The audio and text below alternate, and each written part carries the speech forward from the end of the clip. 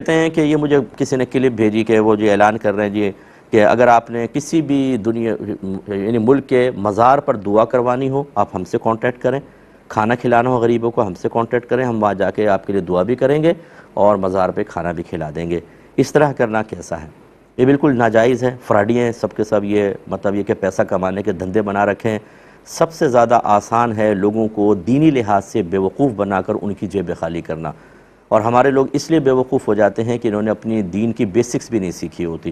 ہمارے نزدیک ایمان مفصل، ایمان مجمل، 6 کلمے، قرآن پاک ناظرہ، زیادہ زیادہ حفظ، اس کے بعد نماز سکھا دی، سنت کے مطابق دعائیں یاد کروا دی بچوں کو، لیجئے کامل مسلمان تیار ہے۔ اس کے بعد باقی اور دین ہے ہی نہیں، باقی قرآن حدیث کو چھوڑ دو، وہ غیر ضروری ہے۔ ہمارے بچے جب گھروں سے دین نہیں سیکھیں گے تو لازم بات ہے باہر نکل کر جیسی کان میں آواز پڑے گی اسی کو دین سمجھیں گے، جیسا سوشل میڈیا پہ کسی نے بیٹھ کے بتا دیا کہ دین یہ ہے وہ ویسے قبول کر لیں گے۔ اگر کسی جعلی پیر کے ہاتھ میں پڑ گئے تو وہ اپنی ہی تعلیمات ذہن میں فیڈ کر رہا ہوتا ہے، اس کے مطابق لوگ زندگی گزارتے ہیں اور اصل دین سے بہت دور ہو جاتے ہیں۔ اور یہ بھی ایک ایسا ہی ہے کہ جی مزار پہ جا کے دعا، اب یہ مزار پہ دعا کروائیں گے پیسے دیں، یہ ہے اجارہ، اور دعا کے اوپر اجارہ بالکل ناجائز ہے۔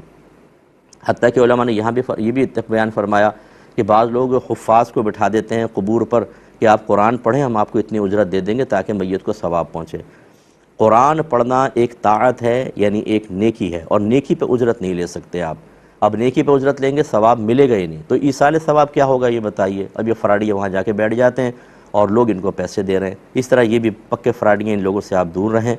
ہاں بعض صورتیں ایسی ہیں کہ طاعت پہ اجرت کو فقہا نے جائز کیا، حالانکہ اصلا ناجائز، وہ اس وجہ سے کہ وہ اگر نہ کرتے تو پھر دین کا کام نہیں چل سکتا تھا۔ مثال کے طور پہ امام صاحب کے لیے، مؤذن کے لیے، مسجد کے خادم کے لیے، جو دین پڑھانے والے اساتذہ ہیں، ان کے لیے یہ بھی نیک عمل کر رہے ہوتے ہیں اگر یہ اس کی اجرت طے کرتے ہیں، اس کی گنجائش ہے، کیونکہ اگر ہم امام کو سیلری ہی نہیں دیں گے اور کہیں گے آپ فری میں پڑھائیں ورنہ آپ کو ثواب نہیں ملے گا، اور وہ بازار میں بیچارہ کام کر رہا ہے تو وہ نماز کا ٹائم ہو جائے گا، پتہ چلے نہ امام ہے، نہ مؤذن ہے، نہ خادم ہے، تو سارا کام رک جائے گا۔